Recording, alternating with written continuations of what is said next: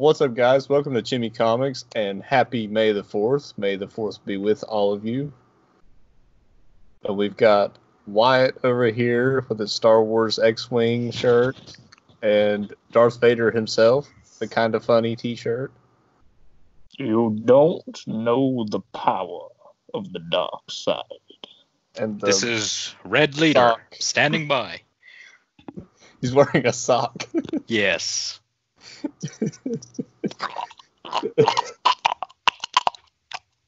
You failed me for the last time, Riley.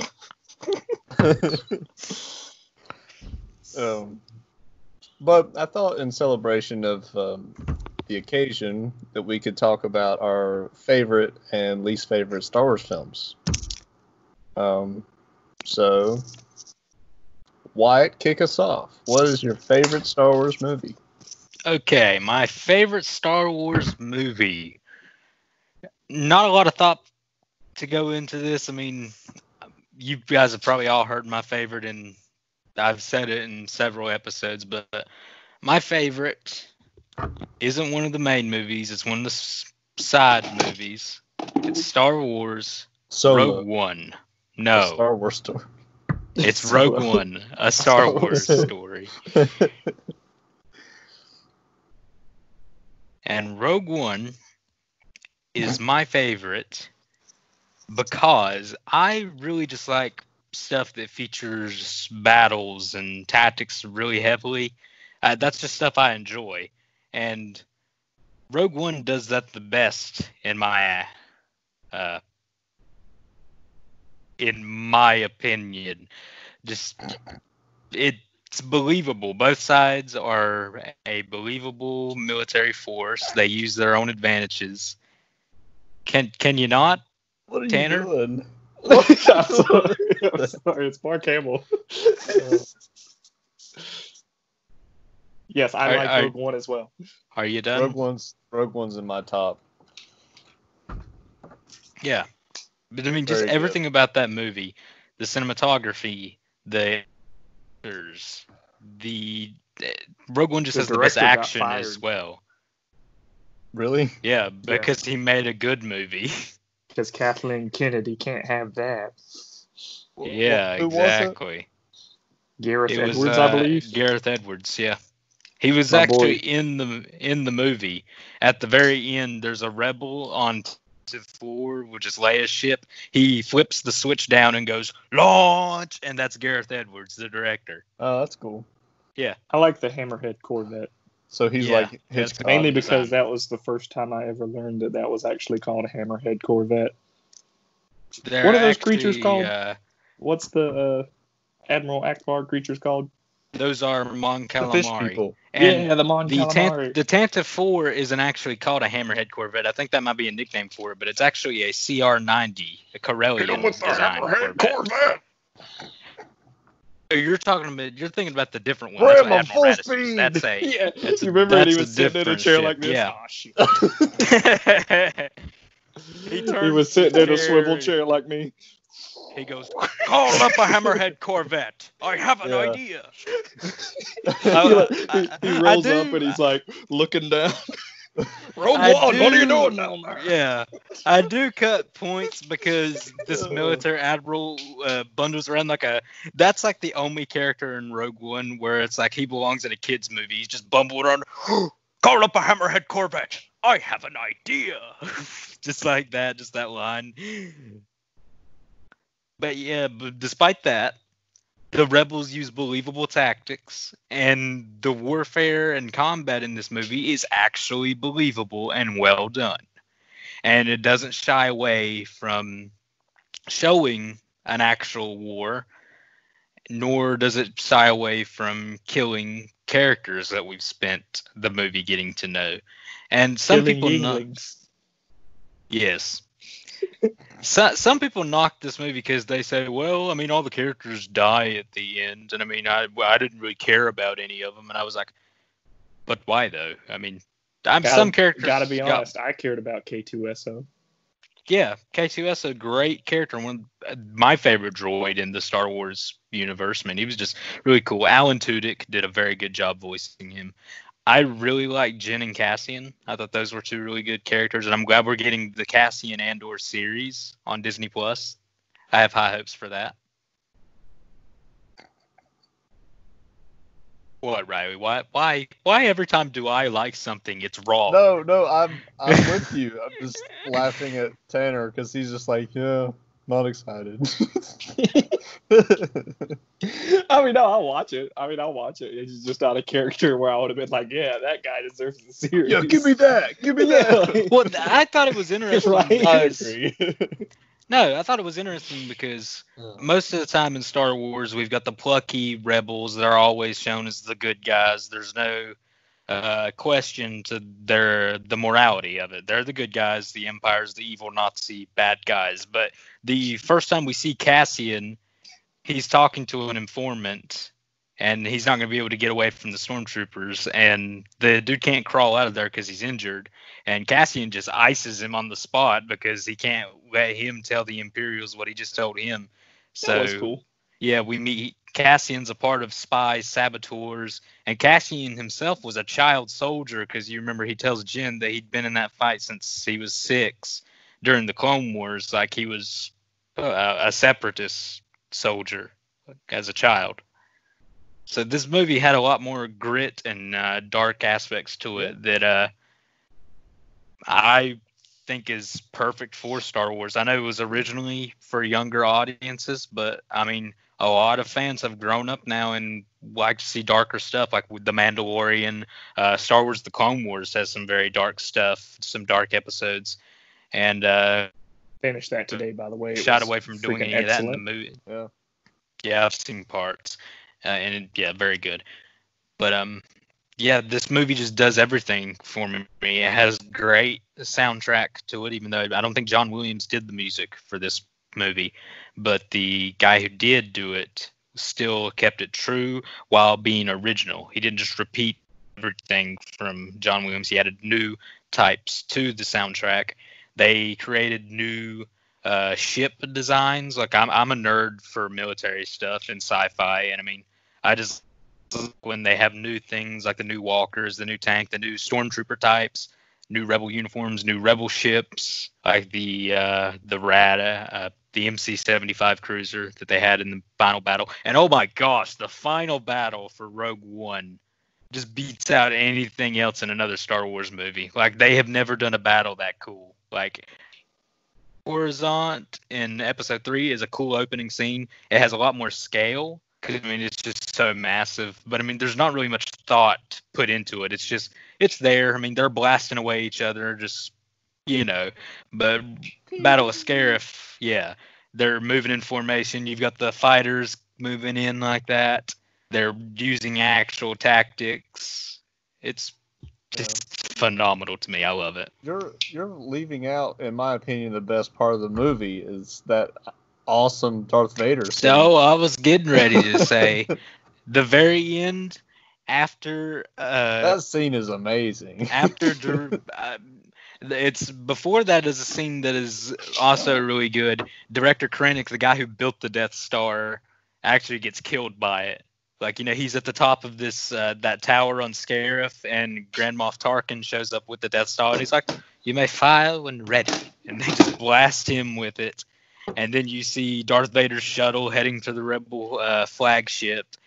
And here's a fun fact. Darth Vader actually cut off all of his breathing stuff so his buttons wouldn't show up in the dark when he first appeared. He just either held his breath or used the Force to keep him alive until he made his dramatic entrance because he's melodramatic and wants to look as badass as possible on the entrance.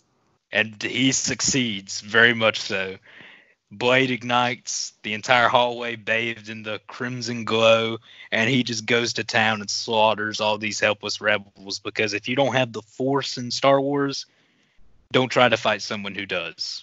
And they got James Earl Jones to voice him again. They did. That was cool. It was cool. Be careful not to choke on your ambitions. No, don't careful not to choke on your aspirations, Director Krennic. Jones is getting a little old. He's losing his voice a little bit. Yeah, it's still cool though. He was. He did a fine job. He did. So yeah, that was cool. And we also get to see his Darth Vader's own personal residence on Mustafar, which is really cool. Just the stuff like that this movie does. Like, it's fan service done right. Like, if you're a big Star Wars fan, you'll notice all this stuff like, oh, the blue milk and stuff like that.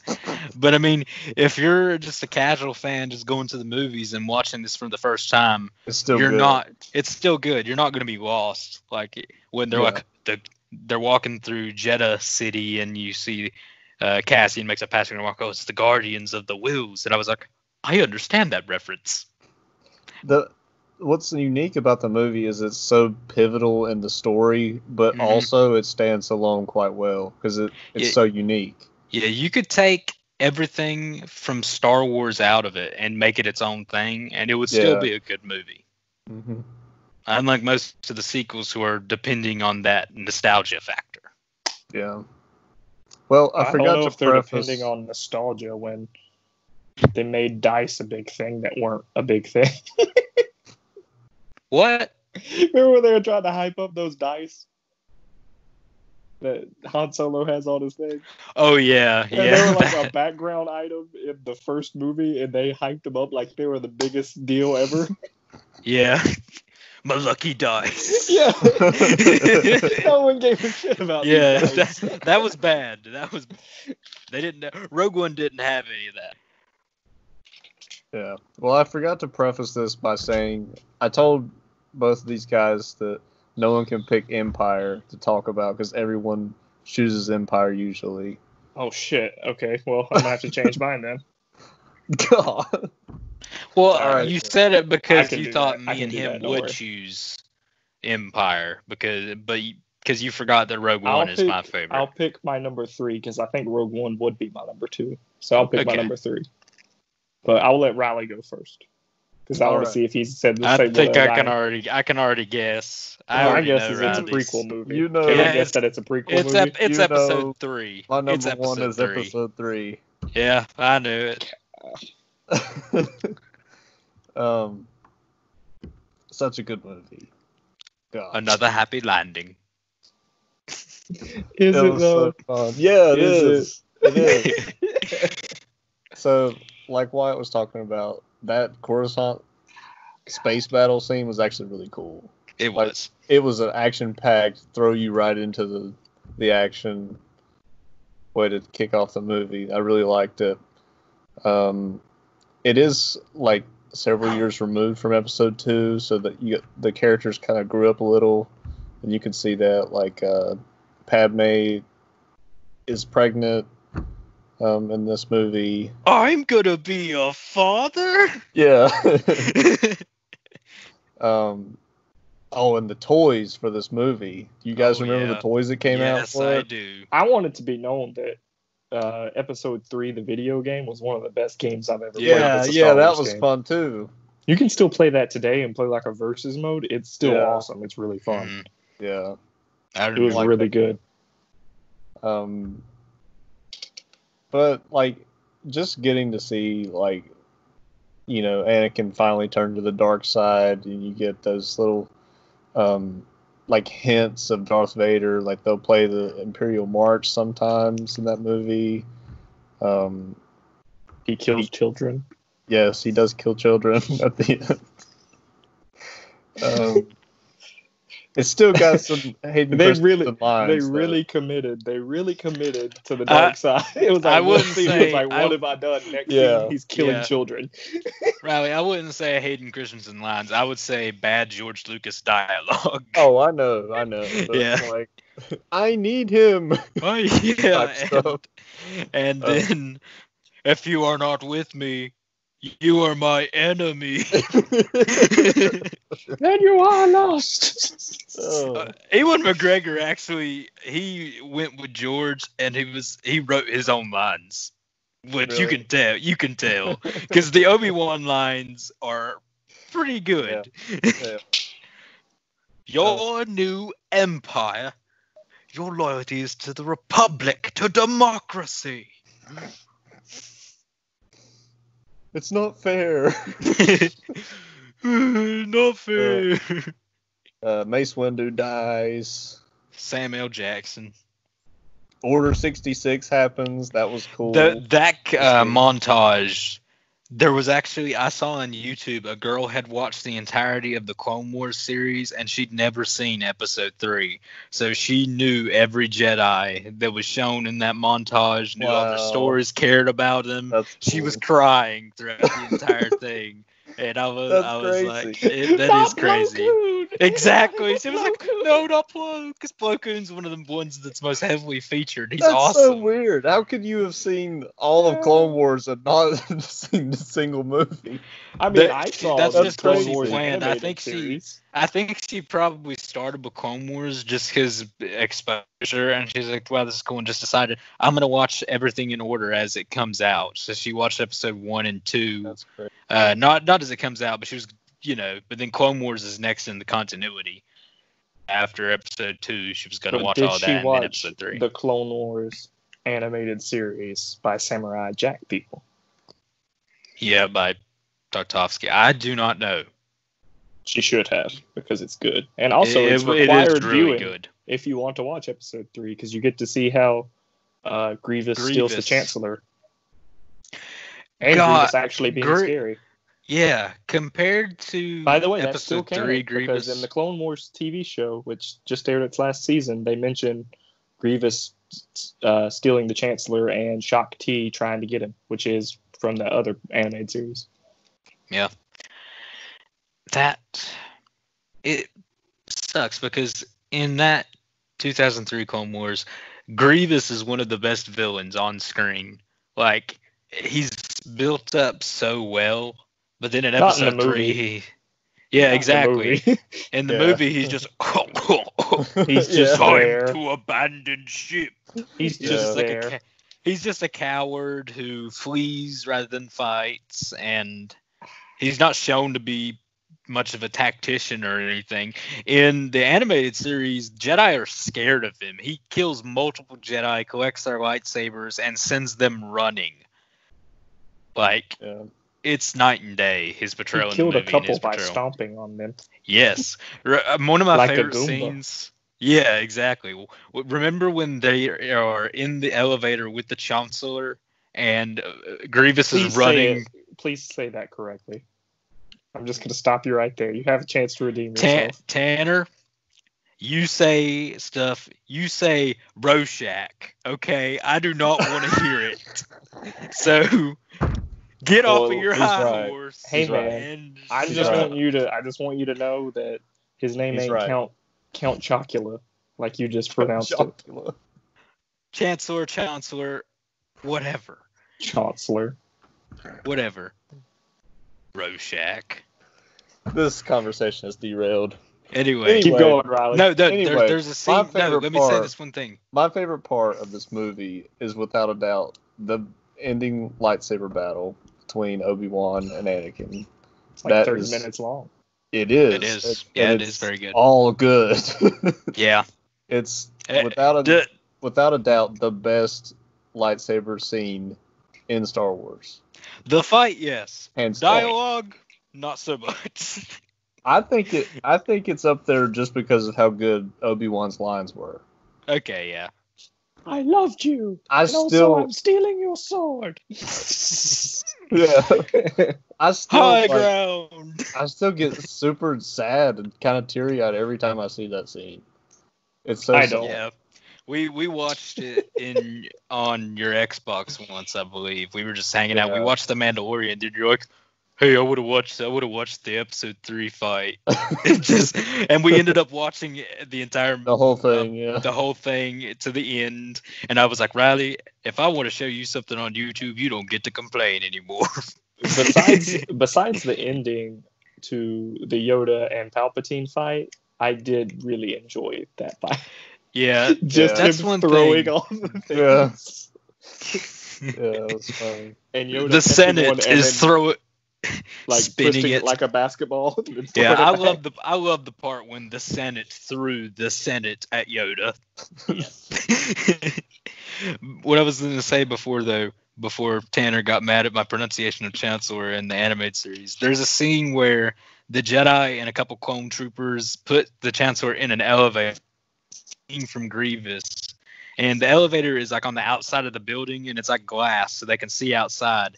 They look outside to the side. Grievous is running down the side of the building, and he just looks at him, and a clone trooper is just like, I don't have enough time for this shit, and just starts loading very slowly a rocket launcher, and then just shoots in the elevator.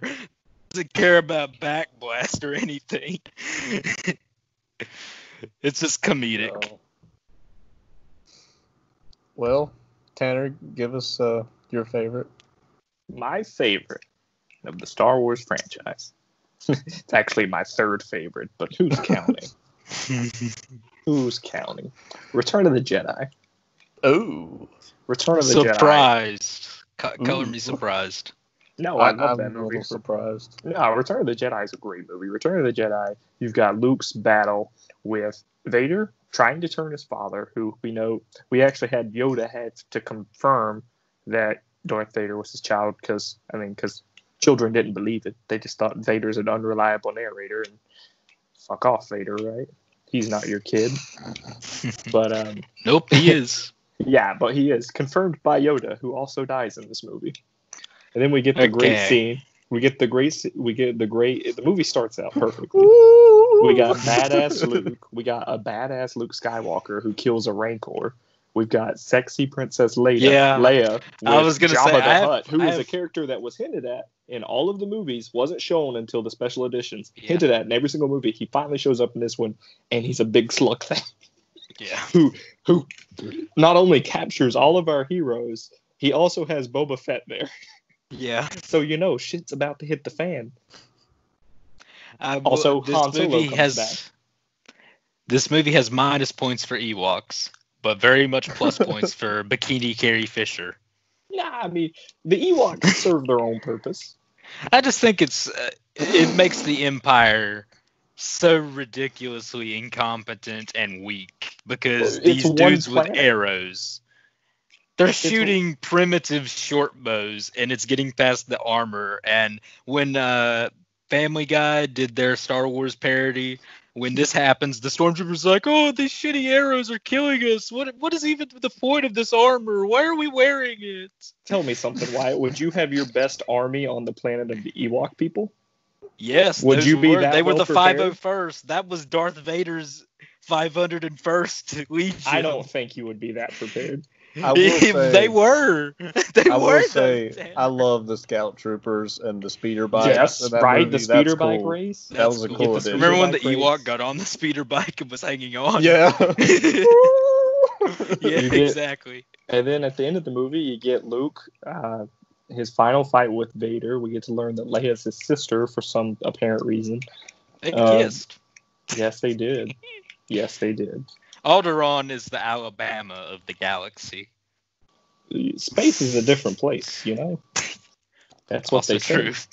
Space is a different place. We also have an awesome space battle. I will give it that with Lando and also, I would just like to add, there's only one other woman in the universe at that point. Mon Mothma. Mon Mothma. You're correct. Yes. She is the only other girl in the galaxy, so Luke did not have many options. Yeah, that's true. You're right.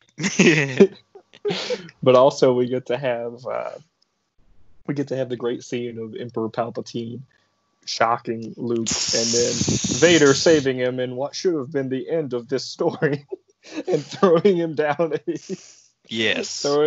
thing to kill him. Yeah. I still think he killed him.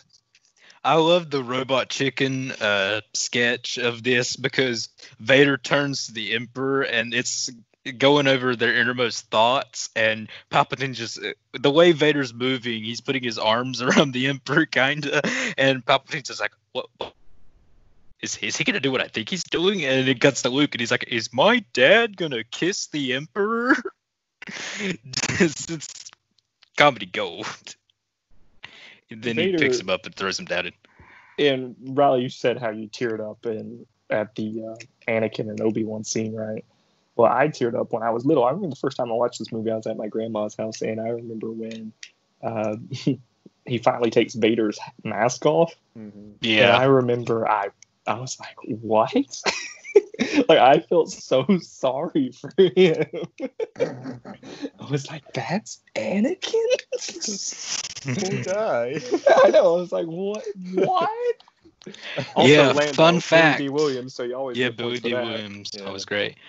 Fun fact, Palpatine made Vader's suit to where Vader would still feel the pain of his condition, because that was the only thing keeping Vader from just wiping with Palpatine whenever he wanted. That's how strong Anakin was.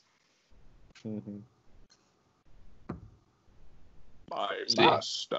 So yeah, he was in pain those entire 20 years or so. That's definitely my favorite Star Wars movie that is not Rogue One and or Empire. Empire being my number one. Aren't you a good little Star Wars fan? I am a good Star Wars fan, man. I don't put them prequels up top like you. Can we talk about our worst films now? Okay. All right. What's your worst? Go ahead. Mine? Yeah, your worst. Episode 2, Attack of the Clones. Yes, I knew it was coming. Episode 2. That's also everyone's worst. For the most part, yeah. Tanner's list is probably bad. Tanner's list is probably the most common. It's that bad, man. Yeah, it is. It's Tanner's list. That is, his list is the quintessential every Star Wars fan list. I'm just saying. You put Rogue One at the top. Anyway, I did. It's your number 2. That's true. But episode 2 is the worst because it ruins clones. It ruins Boba Fett, the character. How does it ruin Boba Fett? Everyone's Boba Fett, Wyatt. Every single clone is Boba Fett.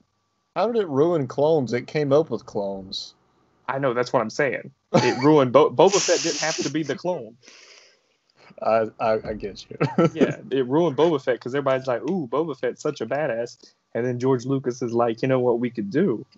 Make 2 billion Boba Fetts so that Boba Fett is the most average guy as they come and not a badass in any way.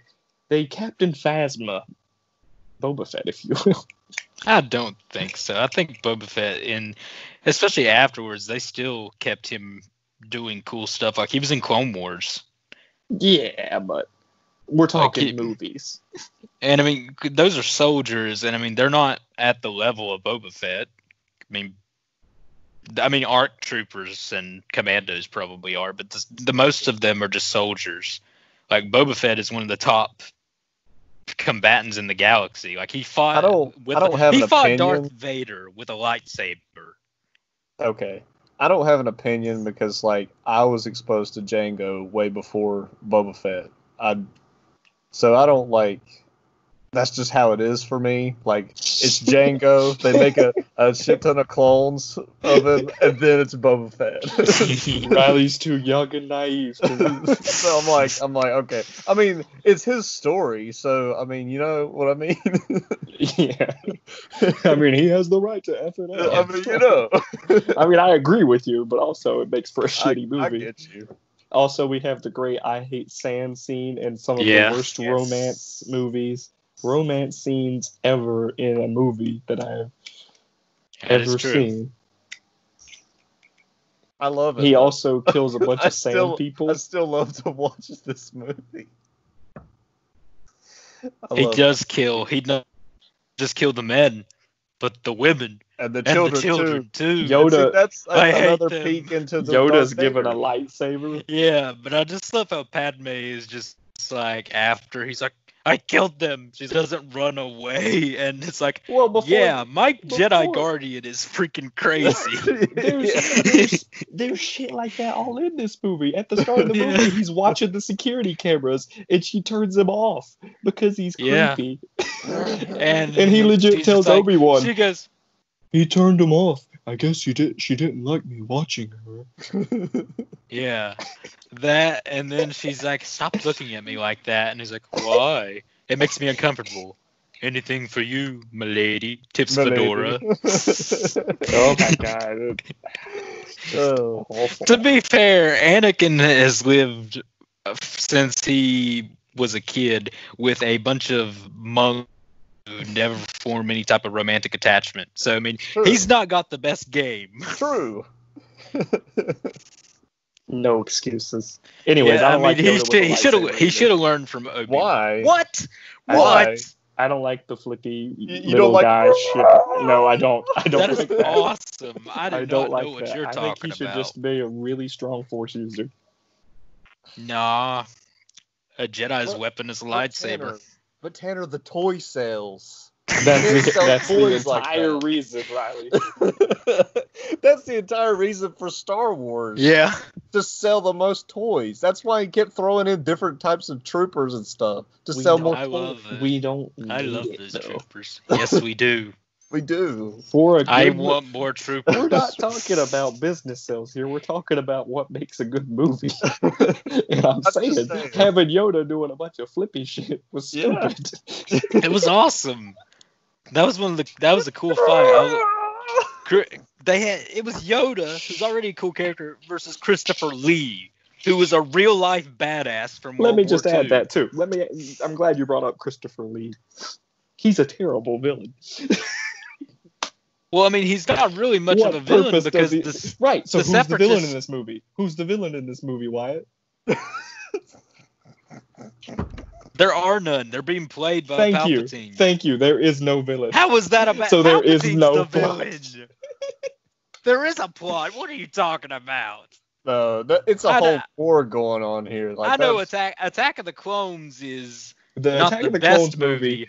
But the only plot point that got from this is Anakin loses an arm, Anakin loses his hand, and the clones get made. That's the plot. And your favorite Star Wars show would have never existed if it wasn't for this movie. Not true. They could have done clones with a completely different. That is 100% true. Everything established in this movie is leading in directly to the show. Yes. Yes. That's the thing, though, Riley. That's the thing. We're judging based on movies themselves. We're not judging on the after effects of these movies. We're not judging on random random robot chicken sketches you were going into like how this movie has no plot and like so it's a bad movie. Yes, but you were like knocking every single thing that leads into your favorite show. So I'm like, that's not my favorite show, first of all, but well, you know what I mean. Your favorite Star Wars show? No, it's not even that. Really? What, The Mandalorian? Really? Probably. Also, did Yoda even get a lightsaber in this movie? Yes, he saved that for 3. No, he fought. The whole Count last Dooku, scene is him fighting Count Dooku with Force powers. But then he whips out his lightsaber. Remember, he catches the lightning and then returns it back, and then also Dooku grabs that big thing. And that was after he fought him, though, because Dooku says it's clear we can't win this with our mastery of the Force, but our skill with a lightsaber. Duke's entire thing was he's not that powerful with the Force. Like he can do dark side stuff like lightning. He is a cool character. He's Qui-Gon's master. You gotta make him cool. Exactly, yeah. He's not. Yes, he is. How? When he gets his hand chopped off? His head? Cool. That's in episode 3. I know. That's what I'm saying. In the continuity, he completely wipes the floor with Kenobi and Anakin Skywalker, and then matches Yoda. And then he beats Obi-Wan and Anakin's asses throughout the. And then he messes up because his Dun Mok, which is a Sith tactic, where you're antagonizing your opponent the entire time you're dueling, backfires because that just causes Anakin to tap into his anger in order to just completely overpower him. Because Dooku is not a power fighter. He is precision. He is a duelist, and he can be overpowered. That's his weakness. Anakin Tanner, that's the facts. That is the facts, Tanner. That is the facts. Let's look at the Rotten Tomato scores for that movie, and we'll talk about some facts. I'm just least favorite. You cannot say Christopher Lee. A Christopher Lee character isn't cool. You can't do that in my house. Have you seen Willy Wonka? Willy Wonka. What are you talking about? Christopher Lee was not Willy Wonka. He's a dentist. Lollipop. Yes. Please tell me how he's not uncool. He's cool because he scares children. He is a scary dentist, to be fair. I'm just saying, the only redeeming quality about this movie. The only redeeming quality about this movie is we get the great appearance of Forever May He Reign, my favorite Star Wars character, Watto. Honey, little honey. Oh, yes, your mother. I sold her. But oh, don't worry, the dude freed her and married her. I'm sure that was all legit. Oh, he truly loved the slave woman. You left out the fact that Jar Jar helped to put Palpatine in power. Padme had to leave, and she just decides to leave Jar Jar Binks in charge of the Senate chair for Naboo. And Palpatine just slides on in like, hey, Jar Jar, want to make me a dictator? Oh, man. It's free real estate. Well, all right, Riley, tell us yours. I guess I can talk about my least favorite. It's, I don't know Phantom Menace. Wyatt's is probably this too, but it's definitely The Last Jedi. Okay, yeah. That is my least favorite as well. All right, well, we can both talk about it. Yeah. So I remember opening... What are you? It's the porks. Porks. Disappointing porks. I hate the porks. Anyway. Chewbacca ate one. He should have ate them all. Tanner, you remember opening night 2015 going to see The Force Awakens and how pumped we were. We were so excited. Well, the reviews were incredible. Yeah.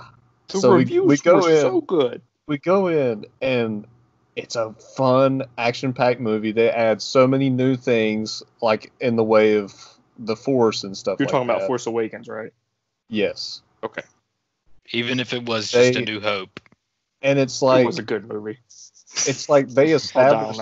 A New Hope is a good movie. They established so many things to make you excited going forward into this trilogy. Okay, yeah. Who's Rey's parents? Yeah, you're wondering who Rey is. Who is Snoke? Whose Sith no one knew existed. Yes, yeah. Who is this guy? Who is Kylo Ren? And who are the Knights of Ren? Yeah, that too. And then I remember leaving that theater going, man, I can't wait for the next one. Like, I've never been so excited for another movie. And then this comes out. Yes. I did not go see this one with you. I saw it a little bit later. I had avoided... Oh, my gosh. And I just remember texting you after I got out of the theater and was like, I have never left a theater feeling this way. Whenever I go to a movie, I'm usually going to like it because I'm usually going to research in and be like, yeah, this is something I would enjoy. And I'm usually correct. Oh, this is the new Star Wars movie. I have faith. Well, when I was watching... I lost my faith in the sequel trilogy. When I was watching this movie, I don't remember which happened first. Well, I guess it was at the end when he said that she was a nobody, right? Yeah. That was, yeah. But when we got to the Leia scene, because, Carrie Fisher had just died. And so I was like, when she's floating in space there, I'm like, okay, so this is where they write her out of the movies. No, they completely piss away that opportunity. Poppins, y'all. She's literally Mary Poppins. When I tell you, I literally felt a gut punch in the pit of my stomach. It didn't help that you had me busting out laughing next to you, I'm sure. Yeah, I'm sure Tanner was a joy to have in the audience. Yeah. I was next to him during Rise of Skywalker, I know. Well, Tanner was laughing, but I was literally about to cry. I was so angry and disappointed, and the rest of the movie is the same. It's that level. I want it to be known I did the same thing in Batman vs Superman, though. Yeah. When he flies with the bats take off and he starts floating in the air. As soon as that movie starts, you're going... And I'm like, well, I know my opinion of this movie now. I can't go see movies with him. He just started flying in the air and I was dying. I remember when we went and saw Birds of Prey and you laughed at the dude getting his face cut off. And no one else did. And I was just like, Jesus, Tanner. No, I just loved Ewan McGregor in that movie so much. I know. And in that scene, like he had like a snot. The guy had like a snot bubble, and Ewan McGregor just goes ew. And then but before that, you were laughing, and I was just no. That's why I was laughing. It was before it though. I remember the timing. But like, so not only those disappointing things, but like you have an arc where they throw in this random girl. What's her name? Rose Tico. And she goes on a completely useless, unnecessary mission with Finn about animal rights. Yeah, that's entire thing only happens because Leia, because she Mary Poppins, is unconscious. Yeah. So now the command of the Resistance goes to Admiral Hodor, who is just a pandering, strong woman type. Like, her character is just there to fight Poe, because Poe is the patriarchy, and she demotes him. And he is a senior officer of the Resistance who has the loyalty of many of their members. And she does not trust him for whatever reason. She does not reassure him that they actually have a plan, thus causing him to think, we're all going to die. I am not going to let all my friends die, so I'm taking matters into my own hands. I don't see what they were going for with that whole thing, because like she's seemingly very cowardly. She doesn't want to take any action at all throughout the movie. And then at the end, she sacrifices herself to save everyone. And I'm like, what am I supposed to do with that? Listen, they could have fixed that if she had just said that I believe that there may be a spy in our ranks. That's why she's not saying anything. Should I add the fact that she uses light speed to attack ships, and they could have done that like a billion other times? But why don't they load hyperdrives onto missiles? Well, anytime. It doesn't make any sense. My opinion is like you could say that about a lot of things in the Star Wars universe. And I actually like that scene just because it's so visually appealing. It is. I will say that. That did blow me away. It's still a break of logic. It is. Cinematically good, logically bad. I did like it on screen. Yeah. There's a part in How It Should Have Ended, which is a YouTube channel, Hisha, where Admiral Akbar survives, because in this movie they kill Admiral Akbar off screen when they blow up the bridge with Leia in it and she Mary Poppins out of there. Admiral Akbar does it, but in the How It Should, he's standing there, he's like, suddenly I have to use the bathroom, and leaves just before the bridge gets blown up.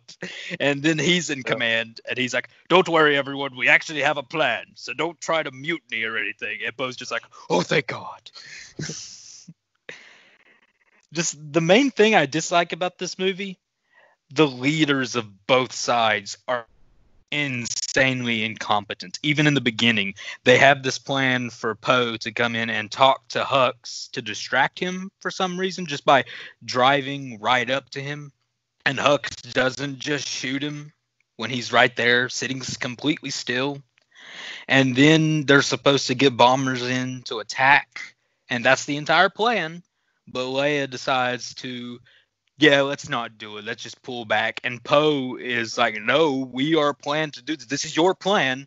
Nothing's changed. It's still just one ship. We are in position to destroy it. It can destroy entire cities, entire continents. We should take it out. And everyone who is in a starfighter or a bomber agrees with him and follows him to attack. Mm-hmm. And it's... Can I be devil's advocate here? Everything is just so bad. Devil's advocate here. There are two scenes that I love in this movie. Okay. Absolutely love. I love the Luke facing basically the entire Empire. Even if he's a hologram. I love that scene. I like Luke's failure. And I like Yoda talking to Luke. I like those scenes. But those are the only ones. I can agree. Those are some good And scenes. I don't think he should have died. Mm-mm. The forced Skype call. Gosh, yeah, that was bad. But the way that they do Luke in this movie is so bad also. It made Mark Hamill quit. They literally was released his answer when they asked him to come back for Rise of Skywalker. He said no. I'm done, and walked out. Mark Hamill, one of the biggest Star Wars fans, loves it.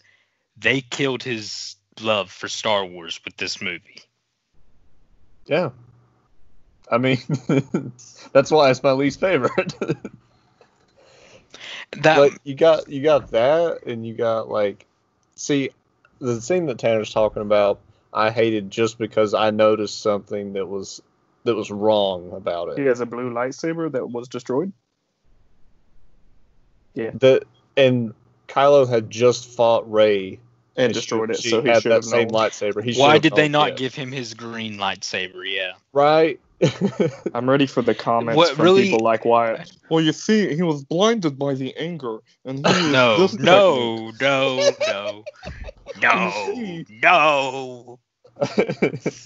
What? Yeah. Jeremy Johns, a popular movie reviewer on YouTube, he released today he did a movie review of episode 9, but the original script, Duel of the Fates, episode 9. Like, he was just like a view into an alternate world where that's the one they made. And that built Luke back up after this movie. That script did, because he spends years training Rey as a Force Ghost, and he also haunts Kylo Ren, so you get some iconic scenes with that in there, which is one of the reasons why I like that Duel of the Fates better than Rise of Skywalker, because it fixes the things that happened in The Last Jedi that I hated. So what is your second least favorite episode 2?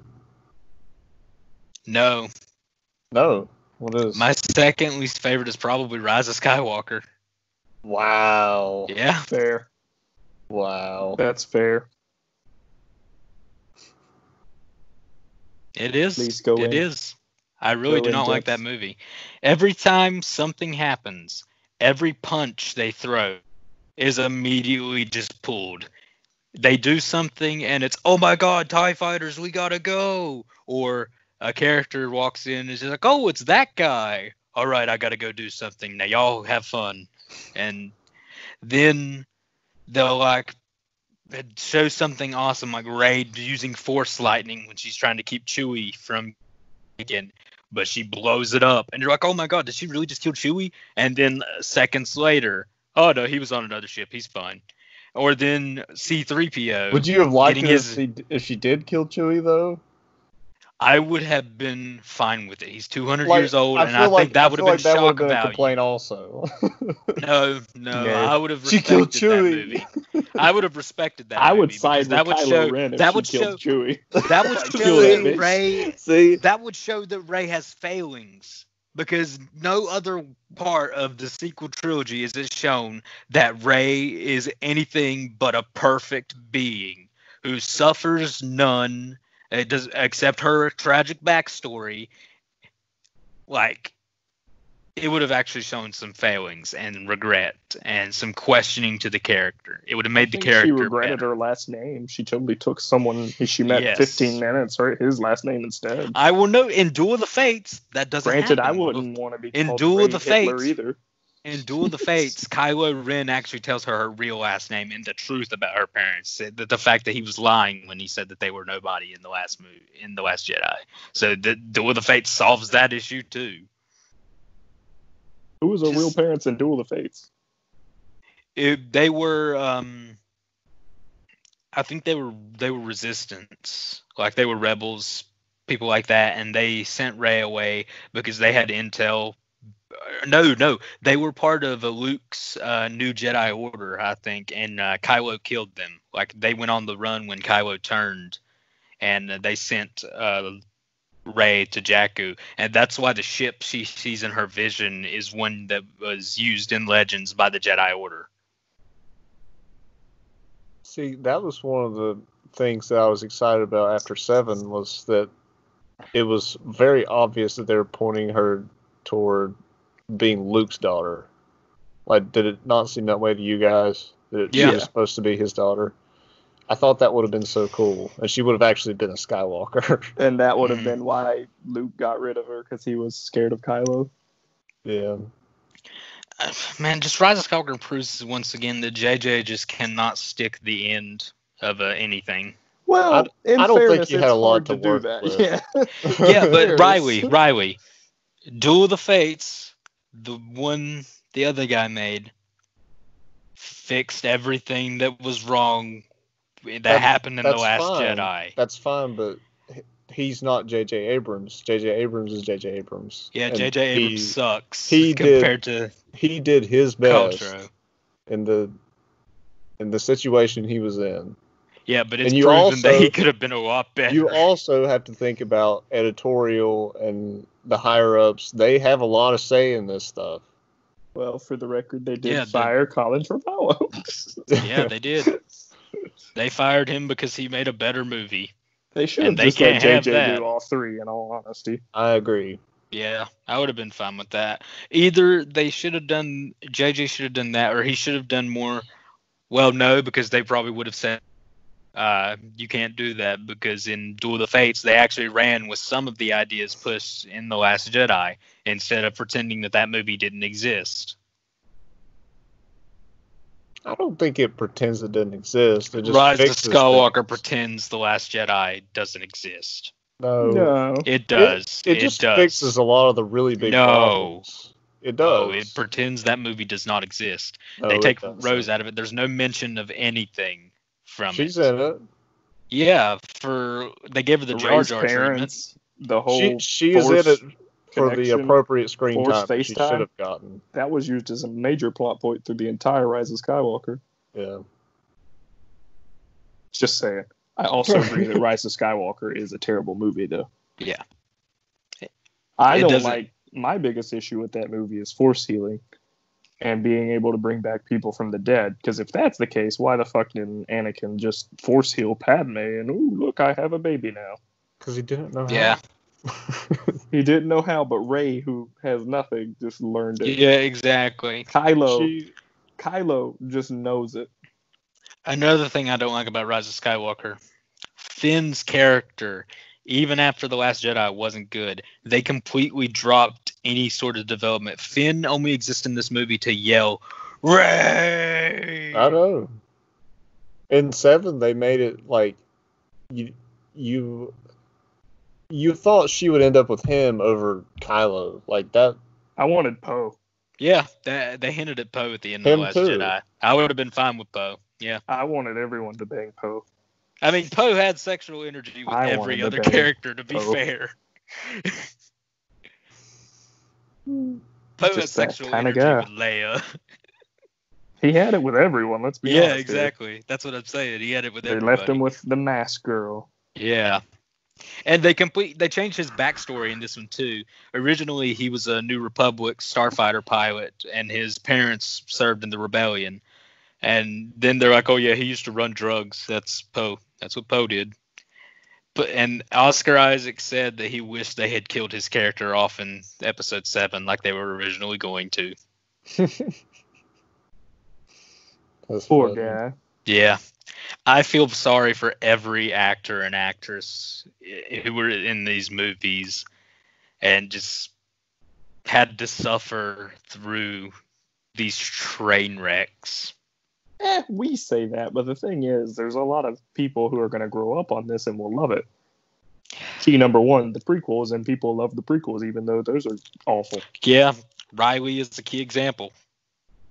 I mean, I even like the prequels too, but if I was someone who lived with, who I was raised with the original Star Wars, I would have thought they were probably shit too.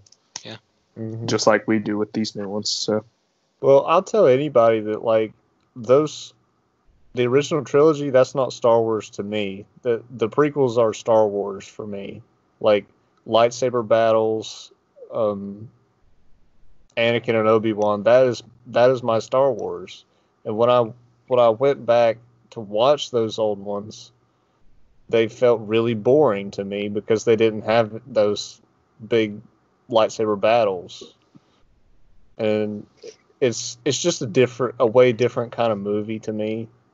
Not that they're bad, I just don't like them as much. They don't I like feel that you say same. that, Riley. you said they're boring because they don't have lightsaber battles. They still have firefights and space battles and everything. But the prequels have the most senatorial discussions over trade routes.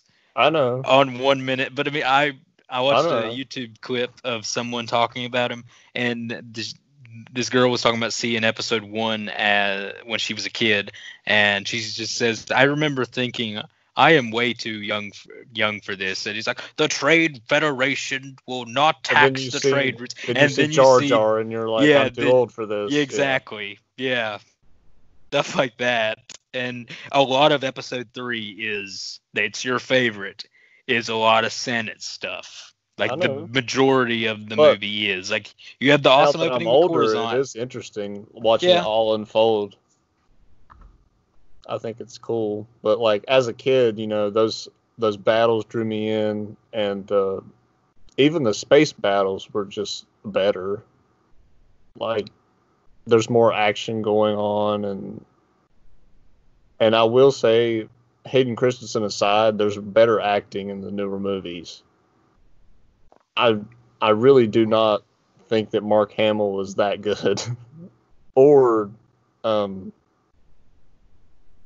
Daisy Ridley, Harrison Ford. Yes, I was not impressed. I mean, he's himself, but I don't know, just not. Yeah, Carrie Fisher was good. Carrie Fisher was really good. Yeah, she was fine. The thing you can say about the original cast, say what you will about their acting, but I mean, they had chemistry. They had amazing chemistry. They had so much chemistry that Harrison and Carrie had an affair. All right. Y'all ready for a lightning round? And then we'll wrap it up and be done. Oh, a lightning round. What are we doing? Yeah, because we're in for an hour. Going to talk about... We're an hour now. You're going to talk about like your favorite characters? Yeah, lightning round. Favorite character, go. Just say it. Like, Anakin. Okay. Obi-Wan Kenobi. Mine too. Obi-Wan's mine. All right. Favorite villain, Riley. Darth Vader. Count Dooku. Darth Maul. All right. Favorite faction, as in like Separatist Republic, Empire, Resistance, Rebels. Alliance to restore the Republic. Is that the Resistance? Jedi Council. Yeah, that's fine. Okay. What was yours, right? What was yours, Tanner? If yours is also, I guess the Empire. Okay, respectable. Definitely Empire. Yeah. Favorite vehicle. For Anakin's yellow thing, whatever. Yellow Starfighter thing. I'm gonna have to go with the X-wing. T-65 Incom X-wing. X-wing. I've always really loved the AT-ATs. Yeah. I don't know why. I'm always just my favorite ground vehicle. My favorite ground vehicle was the AT-TE, which was debuted in Attack of the Clones. It's the Clone Walker, the one with 6 legs and the giant rail gun on top. That thing's just really cool. Nice. Favorite female character. Favorite female character. Oh, hold on. Either Princess Leia or Ahsoka. Okay. In Force Awakens, Daisy Ridley is my favorite female character. So Rey. Just that movie, though. Okay. Yeah. Only that Rey, though. Just that one. Mine would be Leia. Yeah. Favorite. I was gonna say favorite side character, but I don't. Boba Fett. Right. No, how about favorite alien creature? Favorite alien creature. That random guy in the diner that Obi-Wan goes to see. He cuts his arm off. Well, yeah, with the all the arms.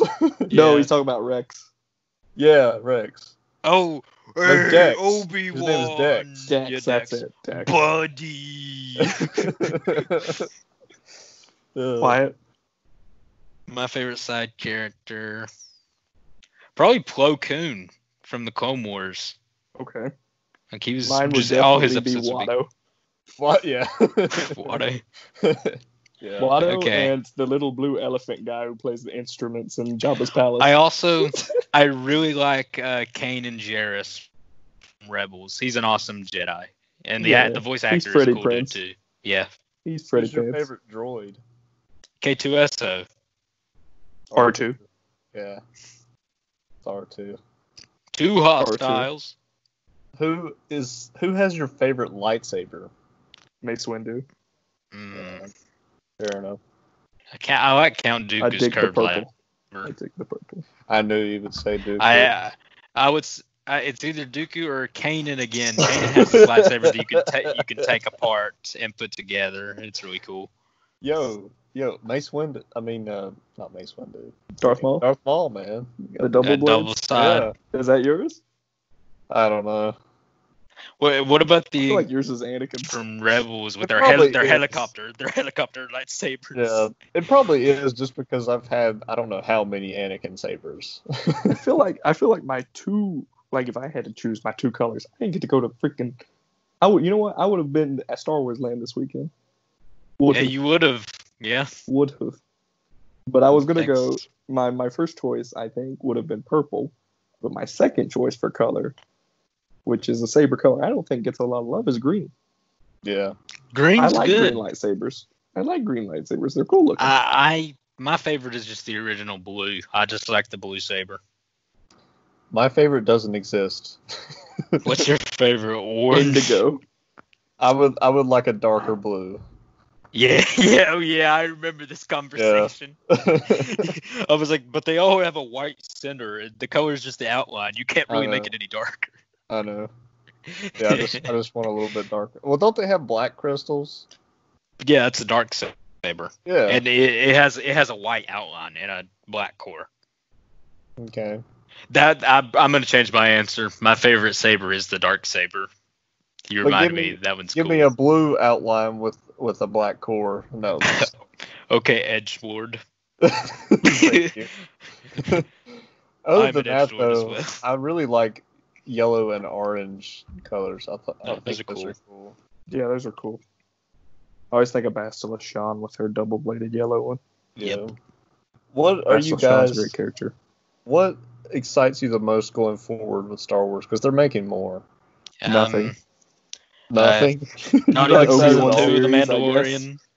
Obi-Wan series. Cassian Andor series. I'm excited for that. Obi-Wan series, I guess, is my favorite. Is it going to be a series or was it going to be a movie?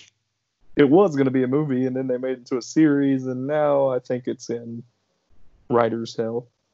Yeah, but I think that Kathleen Kennedy can't have a strong. It pisses me off so much when I hear about new Star Wars news now. When they legit announce a new movie like every couple months, and then nothing, like no updates on any of the previous ones. Yeah. And then they end up canceling them. Yeah, there was a Boba Fett movie. Zack Snyder was supposed to have one. He was gonna have a Star Wars movie. Yeah. Oh my god. The guys from Game of Thrones. Zack Snyder is actually one of the biggest Star Wars fans. Okay, but let me explain something to you. He is the last thing that Star Wars needs right now after Last Jedi and Solo flopped. Rian Johnson. That is the last thing that this universe needs is him. I know. I don't hate Zack Snyder though. No, I get that, but you got to admit that he is not a good fit. I would like it. I would like whatever movie he made, but you're right. He probably wouldn't make something for that Disney would be okay. Really out there, yeah. Yeah. He would have a titty bar in the Star Wars movie. I'm most excited. I'm most excited for Kevin Feige being involved. That really probably get canceled too. No, I don't think so. Well, I mean, if he's leaving their moneymaker to do this, I feel like this is like happening, you know. So, like, I mean, he did such a good job putting all that together, making it fit. Like, I can't imagine how difficult that was. As long as he's able to transfer over from Marvel to Star Wars and understand the differences between the series, I think he will probably do a better job, because continuity was this sequel's trilogy's biggest error. Yeah, but like what I'm trying to say is that is his strongest part of him is continuity. You know what I mean? Like each movie flows into the next in some way. So, and that's what Star Wars needs the most right now, is someone who can put it all together and make it make sense. All the stuff they've released about the High Republic, which is where I think they're going for the next trilogy and stuff, just makes me not excited at all. It just does not look interesting. It's like a watered down Old Republic without any of the cool stuff from Old Republic. I think they're mainly just trying to make their own thing, and they're trying not to pull from anything. Is why they're doing that. But they're not going away from Old Republic enough for me to be comfortable agreeing with that statement. I want different types of villains. I don't just want another Empire. Yeah, look at Doctor Who. How many different types of like alien villains there are, and then you look at Star Wars, you're like, there's Sith. That's it. Look, there's Empire. I mean, what else are they gonna do? Use Vong? Yeah, I mean, I'm fine with that. The use Vong or whatever. They can have a battle against the Mandalorians. Yeah, they could do the Mandalorian Wars. That would be cool. Yeah, like I would be okay with one movie of just that, and then like cap it off at the end credit scene showing the Sith homeworld or something. Like, that would be awesome. Yeah, that would be cool. See Droman Koss, yeah. Yeah. That would be cool. And I feel like they're definitely going to put Revan in it somewhere. I would like a Darth Revan. They have to. Yeah. All right, Riley, bring us home. Well, that's all we got. Hope you guys enjoyed your May 4th. May the 4th be with you. Hope you enjoyed our opinions on the best and worst Star Wars movies to us. And what do you guys got coming up? You got any Jimmy Culture planned? Not this week, right? No. Right. So, I don't know. Nothing planned right now. I'm editing Novel Nook and the cast. So, cast will go up at the end of this week. Novel Nook will go up next week. Okay. And we'll try to put together a read and tell sometime soon.